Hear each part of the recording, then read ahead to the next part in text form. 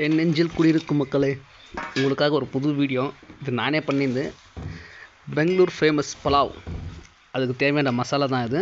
பாருங்கள், இஞ்சி பூண்டு பச்சை மிளகா கொத்தமல்லி இவ்வளோ தாங்க. நெக்ஸ்ட் நம்ம எதில் செய்ய போகிறோமோ அந்த பாத்திரத்தில் கொஞ்சம் எண்ணெய் ஊற்றிக்கலாம். ஜஸ்ட் 50 ml தான் ஊற்றிருக்கேன், ஜாஸ்தியாக கூட ஊற்றலை.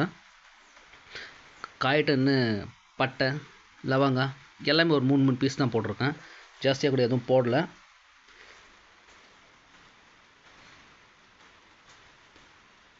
கொஞ்சம் நல்லா காயிட்டோம், காஞ்சிட்டு பேருக்கு வெயிட் பண்ணலாம்.